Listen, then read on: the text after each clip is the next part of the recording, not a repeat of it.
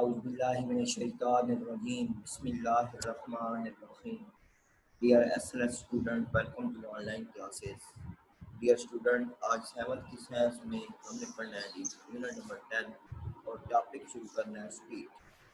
अच्छा जी, imagine watching a flash of lightning and thundering of cloud. First we see the flash of lightning, a few seconds later we hear thunder. आप लोगों ने note किया होगा कि जब आसमानी बिजली चमकती है तो सबसे पहले एक रोशनी जो है वो नजर आती है और फिर उसके थोड़ी देर बाद ही हमें बादल के गरजने की आवाज आती है। This happen because sound and light travel at different speed. ऐसा इसलिए होता है क्योंकि जो लाइट है और साउंड है इनकी जो स्पीड है ये मुख्तलिफ है। Light travel much faster than sound, different wave travel at different speed. हाँ जी, जो लाइट है ये साउंड से ज़्यादा तेज जो है वो ट्रेवल करती है और मुख्तलिफ वेव जो है वो उनकी मुख्तलिफ स्पीड है। The distance the distance a wave cover in unit time is called speed. यहाँ पे ये आ गई है स्पीड की definition, that the distance that cover wave in unit time is called speed. Speed is measured in meter per second. Sound travel at different speed in different medium. हाँ जी, speed is measured in metre per second, यानी एक second में जितने metre का फासला तय हुआ है वो जो है वो क्या कहलाएगी, स्पीड कहलाएगी और एम एस माइनस वन इसका यूनिट होगा। आगे है जी बेटा हमारे पास अब मुख्तलिफ मीडियम में आवाज़ की स्पीड जो है वो मुख्तलिफ है।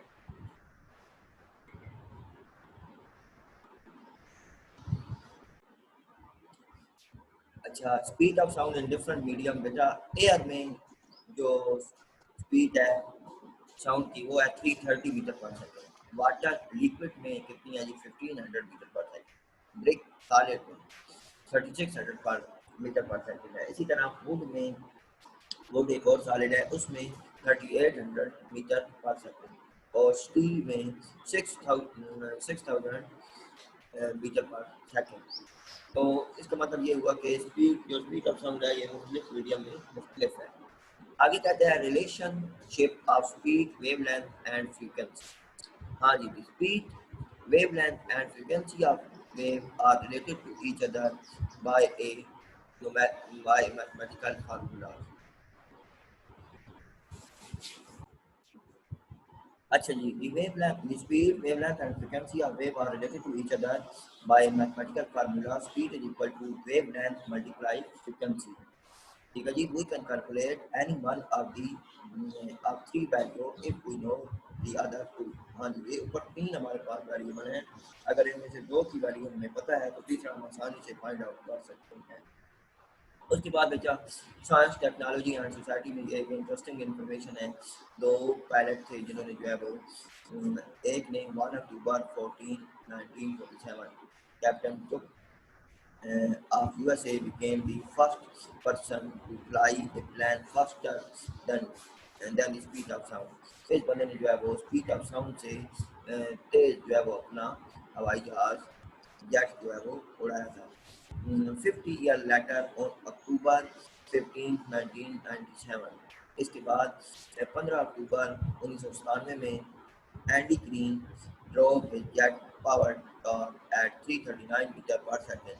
ठीक है जी, ये जो बंदा था इसने अपनी जेट पावर्ड कार को 339 मीटर पर सेकंड स्पीड पे चलाया था। His speed was faster than the speed of sound, और इसकी स्पीड भी आवाज़ की स्पीड से तेज थी।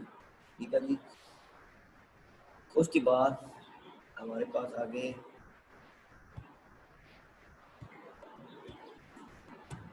नेक्स्ट हमारे पास एक पेज पे आते हैं। हाँ जी बेटा जी, ऑडियो पर फ्रीक्वेंसी रेंज है, ये एनिमेशन ऊपर बने हुए हैं। Animation longitudinal wave source of that, उसके बाद एनिमेशन ऑफ वेव स्पीड। अच्छा जी, ये वेव स्पीड की एनिमेशन बना हुआ है, उसके बाद लॉन्गिट्यूडनल वेव का एनिमेशन बना हुआ है। ऑडियो बेल फ्रीक्वेंसी रेंज, हाँ जी, the word audio bel mean able to be heard, कि ऑडिबल का मतलब है कि वो आवाज़ जो हम सुन सकते हैं। Our ear can not hear sound of all frequency, तमाम फ्रिक्वेंसीज की आवाज़ें हमारे कान जो है वो नहीं सुन सकते।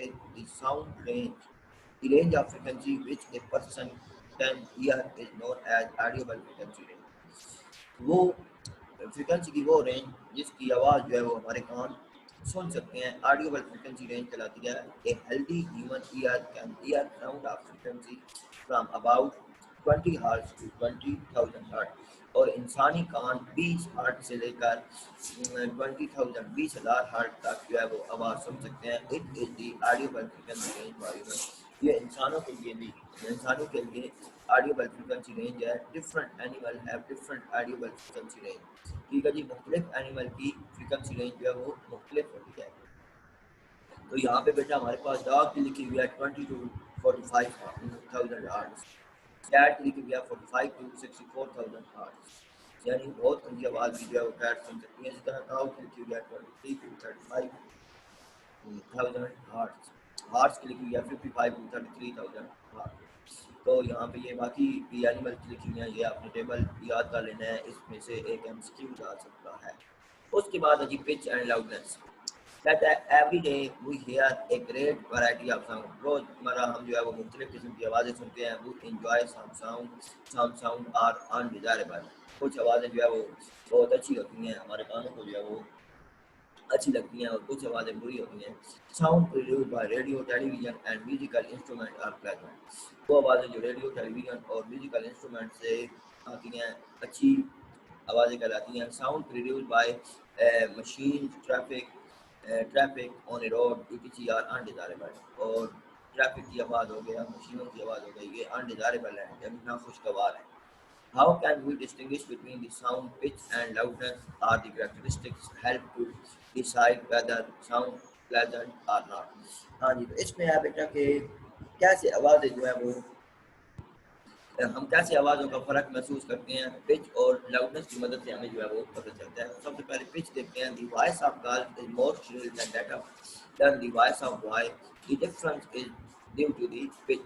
ए shrill sound is called a high pitch sound, whereas a less shrill sound is called a low pitch sound। हाँ जी, जो लड़कियों की आवाज़ होती है और बच्चों की आवाज़ होती है वो बहुत ज़्यादा बारीक होती है। ठीक है जी, तो ये जो डिफरेंस है ये पिच की वजह से है। मर्दों की जो आवाज़ होती है वो भारी होती है, तो उनकी जो पिच है वो लो होती है। कहते हैं sound is a shrill sound is called high pitch sound. जितनी आवाज़ बारीक होगी, पतली होगी, उसकी पिच ज़्यादा होगी। whereas a less shrill sound is called a low pitch sound। और अगर भारी आवाज़ है तो उसका मतलब है कि उसकी पिच जो है वो कम है। Pitch is the shrillness or graveness of sound। Pitch of the sound depend on the frequency of the sound। और पिच का इन्हिसार फ्रीक्वेंसी पर होता है। जितनी ज़्यादा फ्रीक्वेंसी होगी उतनी ज़्यादा पिच होगी। तो इसका मतलब ये होगा कि औरतों और बच्चों की आवाज़ की फ्रीक्वेंसी जो है वो ज़्यादा होती है और मर्दों की आवाज़ की फ्रीक्वेंसी कम होती है। तो इसका मतलब ये हुआ कि उनकी पिच भी जो है वो कम होगी। आगे हमारे पास है जी नेक्स्ट, ये दो एक्टिविटीज हैं, ये आप लोगों ने खुद करनी है। लास्ट टॉपिक हमारा some time we need to shout in a louder voice, we have to use an extra energy। Loudness is related to the amplitude of the sound। The larger the amplitude, the louder the sound। बाद औक़ात हमें बहुत ऊंचा बोलना पड़ता है। मिसाल के तौर पर हम अगर कहीं पे स्पीच कर रहे हैं तो हमें जो है वो ऊंचा बोलना होगा, तो लाउडनेस का इंहिसार जो है वो किस पे, एम्पलीट्यूड पे है। जितना ज़्यादा एम्पलीट्यूड होगा उतनी आवाज़ लाउड होगी। Loudness help us to distinguish a soft sound from a loud sound of the same frequency. Loudness हमारी मदद करती है सॉफ्ट आवाज़ में और लाउड आवाज़ में फ़र्क जानने के लिए। तो ये फ्रीक्वेंसी बनी हुई है जी, एम्पलीट्यूड बना हुआ है। ठीक है, जिसका एम्पलीट्यूड ज़्यादा होगा मतलब वो आवाज़ जो है वो लाउड है, ऊंची है, और जिसका एम्पलीट्यूड कम होगा इसका मतलब ये होगा कि आवाज़ जो है वो स्लो है। ठीक है जी, उसके बाद है जी मेकिंग साउंड। साउंड हम प्रोड्यूस कर सकते हैं, इतना मुश्किल नहीं है। It is not difficult to make sound but it is sometime difficult to see what is happening with sound are made.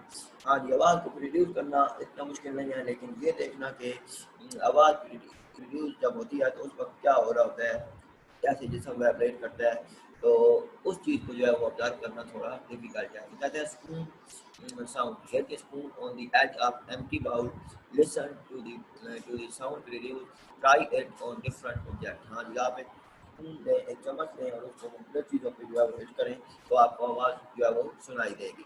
इसी तरह कहता है कि hold one end of a steel ruler on the edge of a table, push down the other edge of the ruler, let it go and try to hear sound. हाँ जी, आप एक scale लें और इसको जो है वो जिस तरह इसने जो है वो होल्ड किया है टेबल पे, आधा हिस्सा जो है वो टेबल के ऊपर रखें और बाकी जो है वो आप जो है वो उसको उंगली से पुश करें तो वो जो है ऊपर नीचे वाइब्रेट होना शुरू हो जाएगा और आपको आवाज़ सुनाई देगी। ठीक है जी। उसके बाद है जी wind instrument flowing.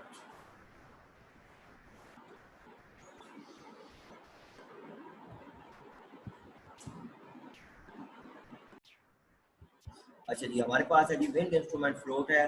A flute is a wind instrument, the flute है the flautist has to blow it to make music, float or hollow to with a mouthpiece and series of four। हाँ जी, बांसुरी जो होती है ये wind instrument है, यानी हवा के कंट्रोल से हम इसकी आवाज़ आवाज़ जो है प्रोड्यूस करते हैं। जो बांसुरी बजाने वाला होता है वो जो है वो क्या करता है जी, म्यूजिक प्रोड्यूस करता है फ्लोट में। फ्लोट और hollow tube with a mouth piece and series of hole. Flute एक खाली जो है वो ट्यूब नुमा होती है जिसमें मुख्तलिफ जो है वो होल होते हैं और एक माउथ पीस बना होता है। The hole can close to control the length of the vibrating column of air inside the tube. वो जो होल हैं इनको जो है वो एयर को कंट्रोल करने के लिए यूज किया जाता है। Float can be made of would, metal and plastic. Float या वो लकड़ी की भी हो सकती है, मेटल की भी हो सकती है, प्लास्टिक की भी हो सकती है। The flautist change the sound by opening and closing the hole in the flute. ठीक है जी। उसके बाद हमारे पास है